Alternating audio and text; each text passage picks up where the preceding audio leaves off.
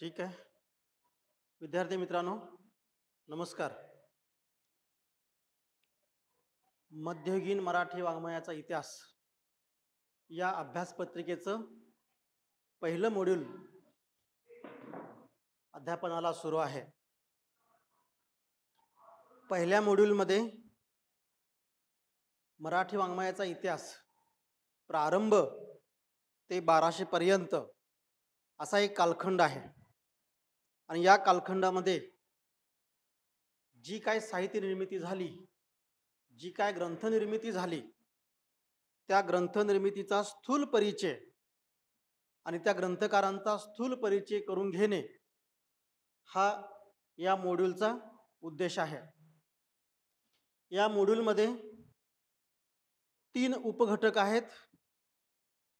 त्यातला पहिला उपघटक होता विवेक सिंधू पूर्वकालीन ग्रंथरचना. त्याच्यामध्ये 5 ग्रंथ होते: कुवलयमाला, मानसोल्लास, राजमती प्रबोध, अमरनाथ संवाद आणि गोरक्ष गीता. हा उपघटक नंबर 1 हा आपण विवेचित केलेला आहे. उपघटक नंबर 2 मुकुंदराजांची वाङ्मयीन कामगिरी. त्यामध्ये आपण मुकुंदराजांचा परिचय, त्या उपघटकाची प्रस्तावना, त्यांच्या ग्रंथरचनांपैकी विवेक सिंधू, परमामृत आणि पवन विजय अशा 3 ग्रंथांचा स्थूल परिचय करून घेतला. पहिल्या मॉड्यूलमधील तिसरे उपघटक जे आता सुरू आहे किंवा आपण आता सुरू करणार आहोत, त्या उपघटकाचं नाव आहे मराठीतील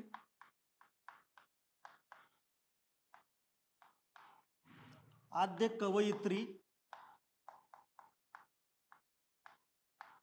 महदंबा आणि तिची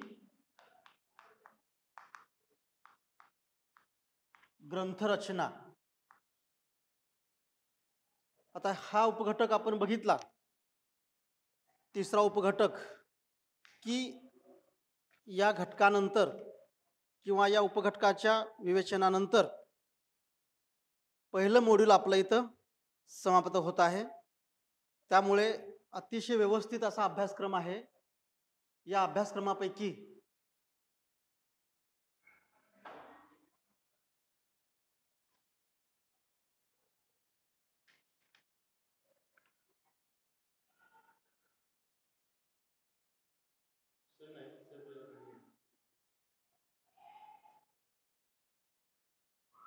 खाली तुम्ही तर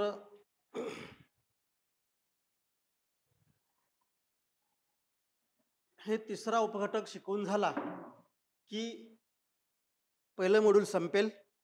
म्हणजेच मराठी वाङ्मय प्रारंभ कुठून झाला आणि तो इसवी सन 1200 पर्यंत एकूण मराठी साहित्याची काय पार्श्वभूमी होती किंवा मराठी साहित्याचं काय स्वरूप होतं हे आपल्या लक्षात येईल. एक घटक म्हणून आपण अभ्यासणार आहोतच, पण आपल्या मनामध्ये असा एक पक्का विचार पाहिजे की या घटकामध्ये आपण एवढ्या गोष्टी अभ्यासलेल्या आहेत. ठळकपणे या गोष्टी आपल्या डोळ्यासमोर रोज आल्या पाहिजेत, त्याशा आठवल्या पाहिजेत.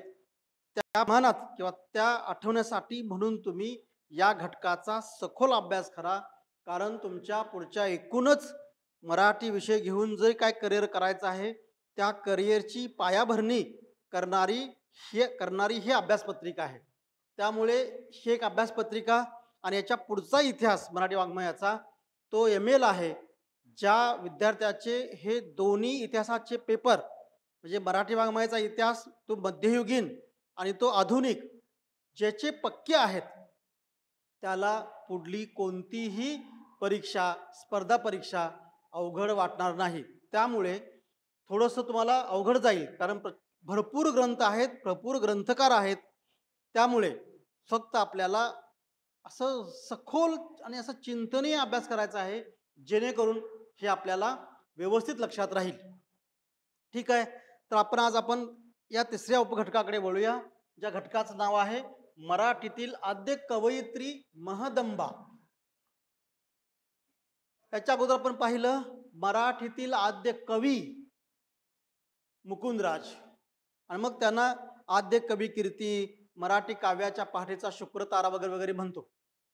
पण त्याने लिहिलेला विवेक सिंधू हा ग्रंथ हा ओळीबद्ध ग्रंथ होता.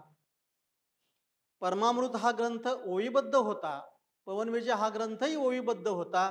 त्याच्यामध्ये अध्यात्म आणि तत्वज्ञान विवेचन केलेलं होतं.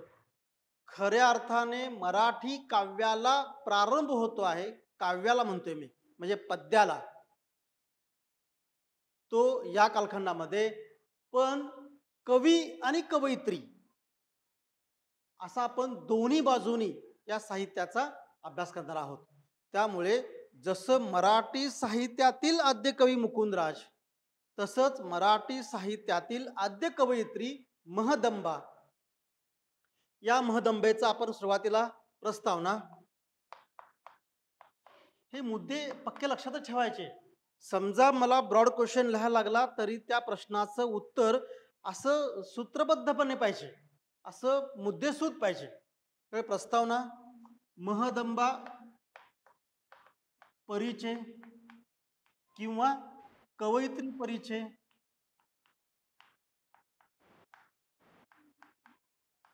दुसरा मुद्दा, मुद्दा नंबर 1, मुद्दा नंबर 2, मुद्दा नंबर 3,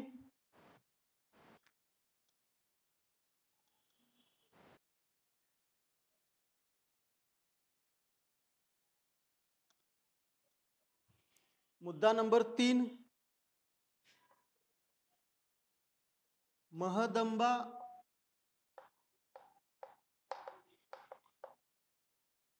कवयित्रीच्या किंवा महदंबा कवयित्रीच्या काव्याचे स्वरूप नेमके काय आहे.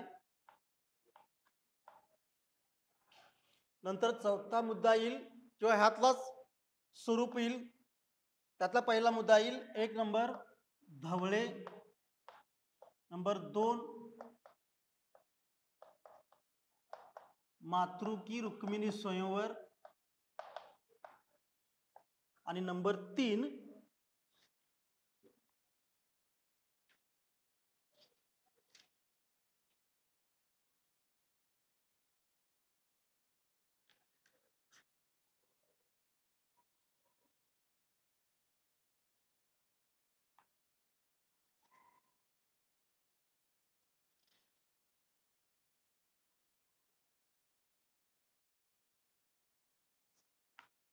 नंबर 3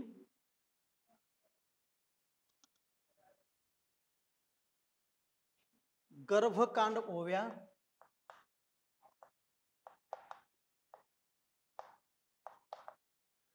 आणि 4 आरती. जे एकूण महदंबा या कवयित्रीच्या काव्याचं स्वरूप हे 2-3 ओळींच्या मध्ये. धवळे म्हणजे काय, मातृकी रुक्मिणी स्वयंवर मध्ये काय सांगितलं आहे, गर्भकांड ओव्या म्हणजे काय, आणि परत आरती त्याने ज्या लिहिल्या, ज्याला आपण आरत्या म्हणतो, त्याचं स्वरूप काय होतं हे आपण बघणार आहोत. आणि चौथा मुद्दा आहे यातला, तो आहे समारोपाचा.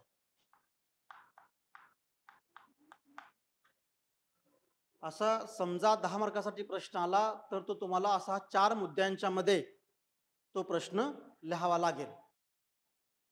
ठीक आहे. आपण आता वळूया प्रस्तावनेकडे. त्यातला पहिला मुद्दा आपण आता विवेचित करतो आहे, त्याचं नाव आहे प्रस्तावना.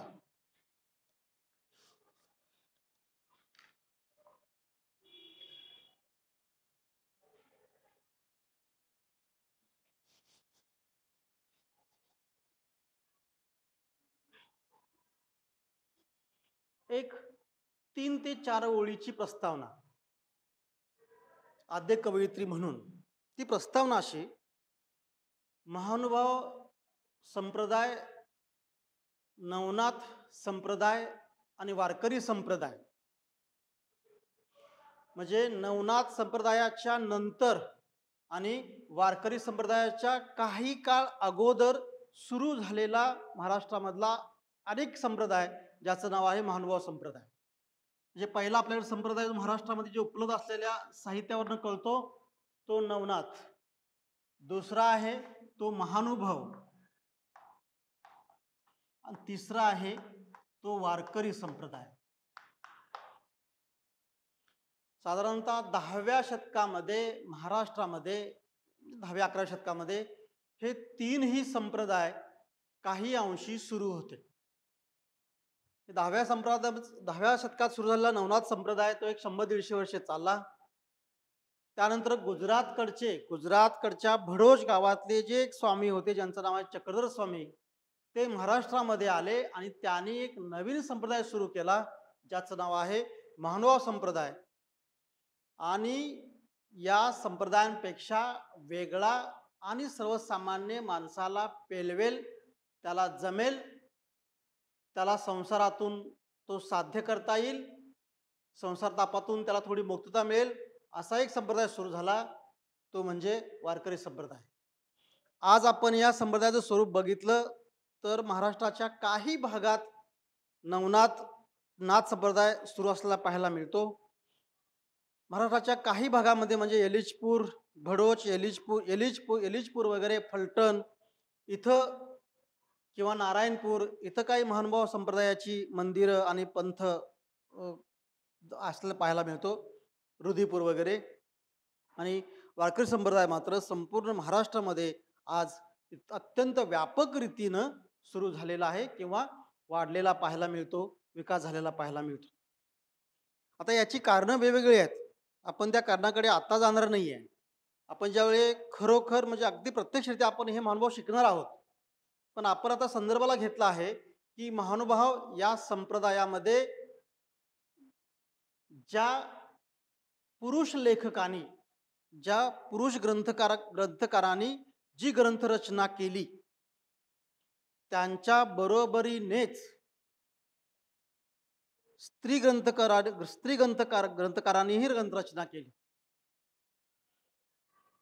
त्या स्त्री ग्रंथकारांच्या मध्ये किंवा स्त्री कवयित्रीच्या मध्ये पहिला मान जातो आहे तो महदंबा या आद्य कवयित्रीस किंवा या कवयित्रीस. त्यामुळे 4 ओळीची प्रस्तावनेचं पहिलं वाक्य असं होतं की 10व्या, 11व्या, 12व्या शतकामध्ये महाराष्ट्रामध्ये 3 संप्रदाय वाढीस लागले होते. त्या संप्रदायामध्ये महानुभाव संप्रदाय हा एक वेगळा संप्रदाय उदयास आला होता. या संप्रदायाचे प्रमुख होते ते चक्रधर स्वामी आणि या चक्रधर स्वामींची शिष्या होती ती आहे महदंबा. आणि महानुभाव संप्रदायामधल्या इतर सांप्रदायिकांनी ग्रंथरचना केली. त्याचबरोबर या संप्रदायातील स्त्री ग्रंथकारांनी काही ग्रंथरचना केली. त्या स्त्री ग्रंथकारांमध्ये महदंबा हिचं नाव आहे ते अग्रस्थानी, म्हणून महानुभाव संप्रदायामधील एक कवयित्री महदंबा आणि आपण तिचा परिचय करून घेणार आहोत. चला 5 ते 7 ओळीची प्रस्तावना. समजला पहिला मुद्दा, मराठीतील आद्य कवयित्री महदंबा म्हणजेच 11व्या 12व्या शतकामध्ये महाराष्ट्रामध्ये साधारणतः 3 संप्रदाय चालू होते. या संप्रदायामधील महानुभाव संप्रदाय हा एक वेगळा संप्रदाय होता. या संप्रदायामध्ये अनेक ग्रंथकार ग्रंथरचना करीत होते. या ग्रंथकारांमध्ये एक आद्य नाव आहे ते स्त्री ग्रंथकार ज्यांचं नाव आहे महदंबा. आणि म्हणून महदंबा ही मराठी साहित्यातील पहिली कवयित्री आहे जिनं काव्यरचना केलेली आहे. तिचा परिचय पुढील प्रमाणे. दुसरा मुद्दा, कवयित्री परिचय.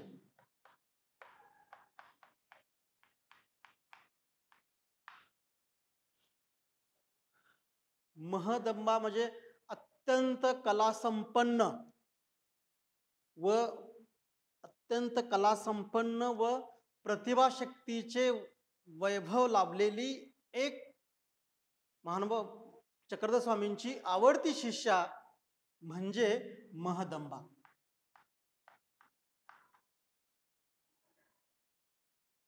ते पहिलं वाक्य काय म्हटलं मी,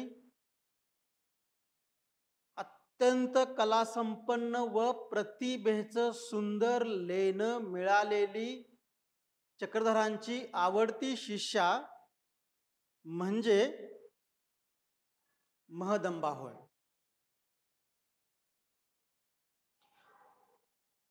महदंबा हिचा जन्म इसवी सन 1238 मध्ये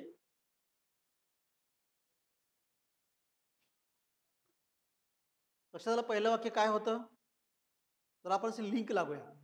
पहिलं वाक्य असं होतं की अतिशय कलासंपन्न व्यक्तिमत्व लाभलेली व प्रतिभेचे अलोट देणगी लाभलेली एक आणि चक्रधरांची आवडती शिष्य असलेली एक कवयित्री म्हणजे महदंबा. या महदंबेचा जन्म इसवी सन 1238 मध्ये जालना जिल्ह्यातील पाडळी या गावी झाला.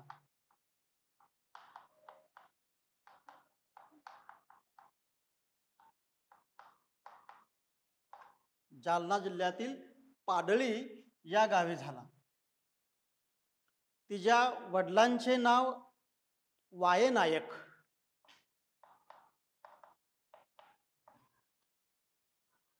व आईचे नाव कमाईसा.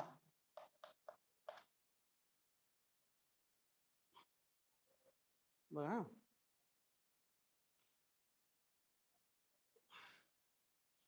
वायनायक व कमाईसा या दाम्पत्यांच्या पोटी महदंबेचा जन्म झाला. तिचं मूळ नाव रुपाई. पुढे सेट आणि नेट परीक्षा किंवा स्पर्धा परीक्षाच्या पेपरमध्ये याच्यावरती एक प्रश्न तरी असतोच असतो. त्यामुळे अत्यंत शांतपणाने व्यवस्थित ऐकायचं. महदंबा हिचा जन्म जालना जिल्ह्यातील पाडळी या गावी विये नायक व कमाईसा या दाम्पत्याच्या पोटी इसवी सन 1238 मध्ये झाला. तिचे मूळ नाव रुपाई.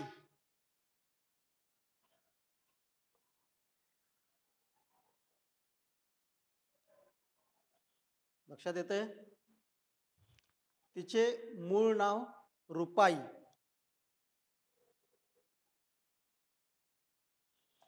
त्या काळातील प्रथेप्रमाणे तिचा लहान वयातच विवाह संपन्न झाला, म्हणजे बालविवाह झाला. या बालविवाहानंतर काही काळातच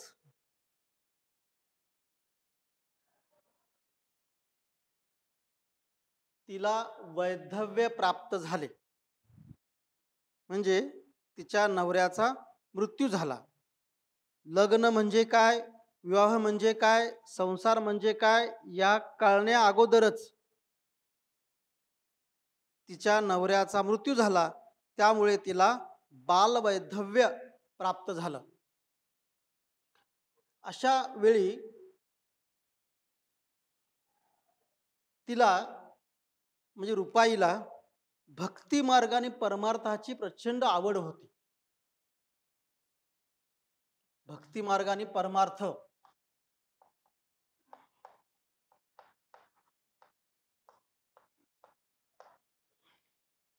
या दोन्हींची प्रचंड आवड होती. तिची ही आवड ओळखून तिने किंवा तिच्या दादोस, बघा प्रश्न काय काय ऑब्जेक्टिव्ह तयार होतील. महदंबा ही महदंबे जन्म कोणत्या वर्षी झाला, महदंबेचा जन्म कोणत्या गावी झाला, किंवा पाडळी महदंबा ज्या गावात जन्मली ते पाडळी गाव कोणत्या जिल्ह्यामध्ये आहे. महदंबेच्या आई वडिलांचं नाव काय, महदंबेचं मूळ नाव काय, महदंबेला भक्ती मार्गाने परमार्थाची आवड होती, महदंबेचे गुरुचे नाव काय, तर दादोस जे बालवैधव्य प्राप्त झाल्यानंतर तिने भक्ती मार्गाने परमार्थाची आवड जोपासण्यासाठी दादोस या स्वामींना आपले गुरु स्वीकारलं. म्हणजे दादोस या साधकाची महदंबा ही शिष्या बनली. काही वर्ष तिला शिष्यत्व व काही वर्ष तिला ज्ञान दान केल्यानंतर दादोसने तिची भेट चक्रधरांशी घालून दिली. लक्षात येते?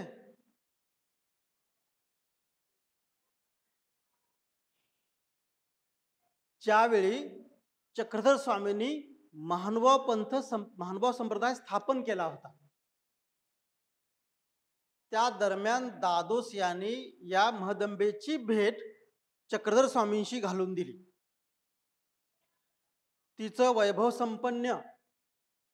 संपन्न असे प्रतिभाशक्ती पाहून चक्रधराने तिला शिष्यत्व स्वीकारलं किंवा तिला शिष्य म्हणून परवानगी दिली. त्यावेळी स्त्रियांना भक्तिमार्गात प्रवेश दिला जात होता, कारण महाराष्ट्राच्या इतिहासातली पहिली घटना म्हणजे भक्ती मार्गात किंवा संप्रदायात थेट स्त्रियांना प्रवेश दिला जात होता. त्यामुळे भक्ती मार्गात प्रवेश करणारी पहिली स्त्री म्हणूनही तुम्हाला किंवा आपल्याला महदंबा हिच्याकडे पाहता येईल. भेट झाल्यानंतर ही जी महदंबा तिची भक्ती डोळस होती. ती सतत प्रश्न विचारायची, कारण तिला या विश्वाच्या गूढतेविषयी, या विश्वाच्या अध्यात्माविषयी, या तत्वज्ञानाविषयी, एकूणच सगळ्या परमार्थाविषयी अधिक जाणून घ्यायचं होतं. त्यामुळे त्या उत्कंठेपोटी ती सारखी प्रश्न विचारायची आणि हे तिचं सारखं प्रश्न विचारणं हे चक्रधर स्वामींना आवडत होतं. म्हणून तिचं वर्णन म्हातारी चर्चक, म्हातारी जिज्ञासक, म्हातारी येतं काही पुसत असे. बघा, म्हातारी चर्चक, म्हातारी जिज्ञासक, म्हातारी सतत येथ काही पुसतच असे, पुसतच असे. म्हणजे चर्चेत संपन्न असणारी, जिज्ञासक असणारी अशी महदंबा सारखं काहीतरी प्रश्न विचारत होती. म्हणून स्वामी तिचं वर्णन म्हातारी चर्चक, म्हातारी जिज्ञासक, म्हातारी येतं काही पुसतच असे अशा शब्दात करतात आणि हाच प्रश्न सेटला येतो. म्हातारी चर्चक, म्हातारी जिज्ञासक, म्हातारी येत काही पुसत असे हे कोणाविषयी काढलेले उद्गार आहेत? या प्रश्नाचं उत्तर महदंबेविषयी किंवा महदंबेविषयी हे कौतुकाचे उद्गार कोणी काढलेले आहेत? महदंबेचं कौतुक करण्यासाठी म्हणून चक्रधर स्वामींनी म्हातारी चर्चक, म्हातारी जिज्ञासक असे उद्गार काढले आहेत. ते चक्रधर स्वामींनी जे उद्गार काढले कौतुक करण्यासाठी म्हणून महदंबेसाठी, तर ते उद्गार असे होते. त्यामुळे या उद्गाराच्या बरोबरीनं महदंबा आणि चक्रधर स्वामी या दोघांचा संबंध येतो. ठीक आहे.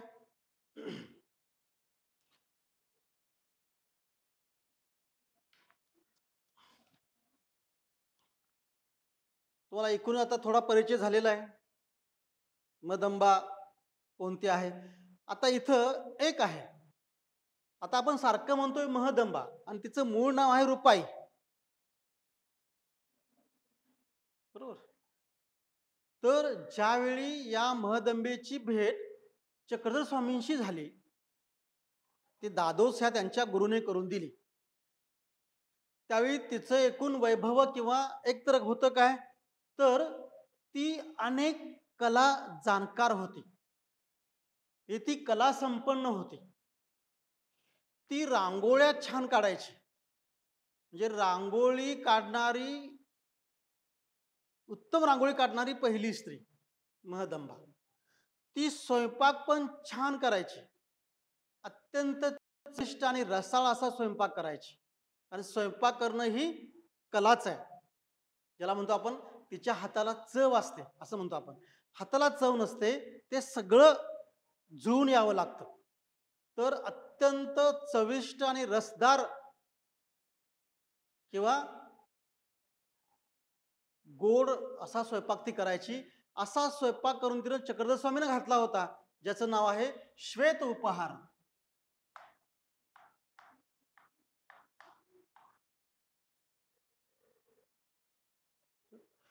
तिच्या अंगी असणारे हे सगळे कलागुण किंवा तिच्या व्यक्तिमत्वाला असे विविध पैलू होते. रांगोळी काढणे, स्वयंपाक करणे, अध्यात्म जाणणे, परमार्थ, कठोर संन्यास घेणे. कारण बालवैधव्य प्राप्त झाल्यानंतर तिच्या शरीराला किंवा तिने ब्रह्मचर्य पाळलं होतं. कारण महानुभाव संप्रदायामध्ये ब्रह्मचर्याला अतोनात महत्व आहे. कठोर ब्रह्मचर्य हे डोक्यामध्ये काम वासनेचा विचार न येणं.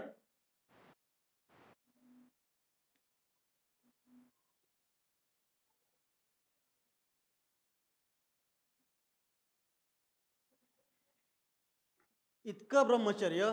त्यामुळे ह्या सगळ्या महदंबेच्या अंगी असणाऱ्या गुणांच्या मुळे चक्रधर स्वामींनी तिचं नाव महदंबा ठेवलं. आता महद अधिक अंबा. महद म्हणजे मोठी आणि अंबा म्हणजे माता.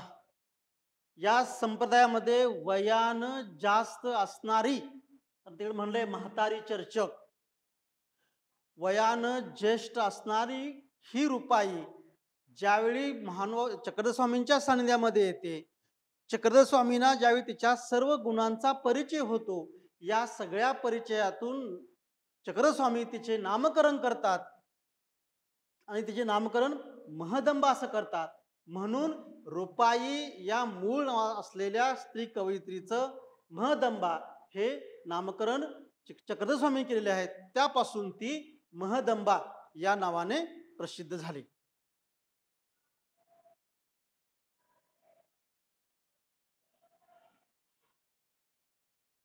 लक्षात येते? पहिला मुद्दा होता तो प्रस्तावना.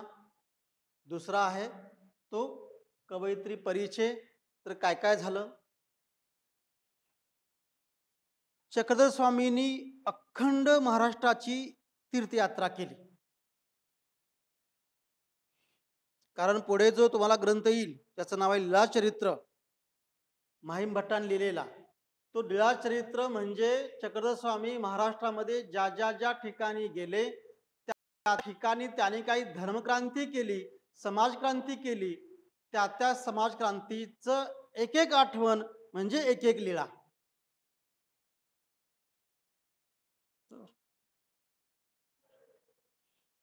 त्यामुळे एका गावामध्ये एकच रात्र जास्तीत जास्त राहायचं, दुसरी रात्र त्या गावात राहायचं नाही असा यांचा दंडक होता.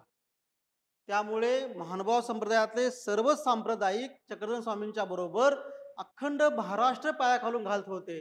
त्यांनी अखंड महाराष्ट्राची तीर्थयात्रा केली. त्यांच्याबरोबर सातत्यानं चालणारी महदंबा म्हणजे महदंबेनंही अखंड महाराष्ट्राची तीर्थयात्रा केलेली आहे. शेवटी महदंबा ज्यावेळी आजारी पडते त्यावेळी स्वतः चक्रधर स्वामींनी तिची सेवा केलेली आहे. आणि अशी एक लीळाच आहे. स्वतःच्या हाताने तिला न्हाणं घालणं, तिचं धुणं करणं, तिला स्वच्छ करणं, तिला उचलून बसवणं, औषध पाणी करणं, या सगळ्या गोष्टी स्वतः चक्रधर स्वामींनी केलेल्या आहेत. अशी ही महान विदुषी म्हणजे मोठी व्यक्ती या संप्रदायात होऊन गेली, याचं नाव आहे महदंबा. तर अशी महदंबा इसवी सन 1308 मध्ये इसवी सन 1308 मध्ये उस्मानाबाद जिल्ह्यातील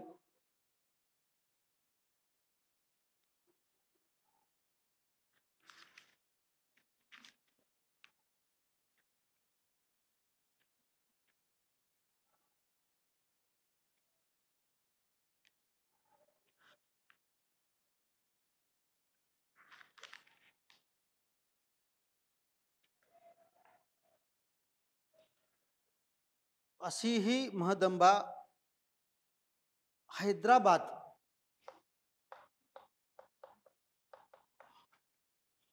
याच्या जवळ, म्हणजे उस्मानाबाद जिल्ह्यामध्ये जे हैदराबाद आहे त्या हैदराबाद जवळ नवगाव म्हणून आहे. म्हणजे अखंड तीर्थयात्रा करता करता अत्यंत वृद्धावस्थेमध्ये इसवी सन 1308 मध्ये महदंबेनं हैदराबाद जवळील नवगाव येथे देह सोडला. म्हणजे तिथं त्यांचं निर्वाण झालं. लक्षात येते. आपण आज 2 मुद्दे पाहिलेत.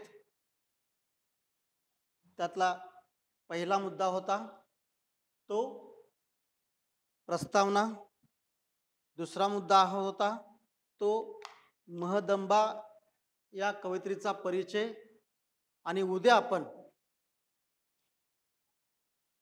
पुढचे 2 मुद्दे घेणार आहोत ज्यांचं नाव आहे महदंबे आद्य कवयित्री महदंबा हिच्या काव्याचे स्वरूप.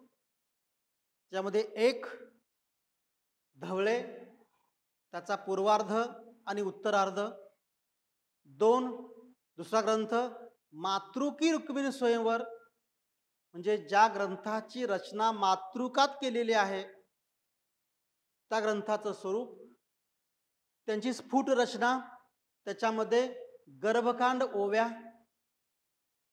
म्हणजे गर्भधारणा झाल्यानंतर तिचं भरण पोषण करण्यासाठी म्हणून काही स्त्रिया जमून तिचं जे भरण पोषण करतात, त्या भरण पोषण करताना जे गीत गायलं जात होतं त्याला गर्भकांड ओव्या असं म्हणतात. आणि 34 फूट रचना होती ती तिनं लिहिलेल्या काही आरत्या, आणि एकूणच या उपघटकाचा समारोप आपण उद्याच्या तासाला करणार आहोत. लक्षात येतंय. आपण 2 मुद्दे बघितलेले आहेत. कदाचित हा व्हिडिओ जर आता रेकॉर्ड चालू आहे, म्हणजे अजून व्हिडिओ हा होतोय, हा व्हिडिओ जर सेव्ह झाला तर हा व्हिडिओ मी आज संध्याकाळीच यूट्यूबवरती अपलोड करतो आहे. SS जाधव अशा नावानं तुम्ही यूट्यूब ओपन करा, डॉक्टर SS जाधव त्या नावाने, तिथं तुम्हाला हे व्हिडिओ पाहायला मिळतील. हा व्हिडिओ वारंवार पुन्हा पुन्हा शांतपणानं ऐका, आणि त्याच्यामध्ये काही ठळक गोष्टी आहेत त्या मात्र वहीमध्ये लिहून घ्या, कारण ऑब्जेक्टिव्ह प्रश्न तुमचे इथं सुमारे 10 ऑब्जेक्टिव्ह प्रश्न इथं तयार झालेले आहेत. आणि ज्याला ऑब्जेक्टिव्ह प्रश्न व्यवस्थित जमलेले आहेत त्याला डिस्क्रिप्टिव्ह लिहिण्यामध्ये काही अडचण येत नाही. तो सहज त्या मुद्द्यांच्या आधारे त्याचं दीर्घ उत्तर लिहू शकतो. ठीक आहे. आपण थांबणार आहोत इथं. 2 मुद्दे झाले आहेत. उद्या आपण याचे उरलेला 1 मुद्दा आणि समारोप असे उद्या 2 मुद्दे संपू आणि हा उपघटक आपण संपू. उद्या आहे शुक्रवार. शनिवारी परत आपण दुसरं मॉड्यूल सुरू करू याच पेपर बदल. ठीक आहे. धन्यवाद.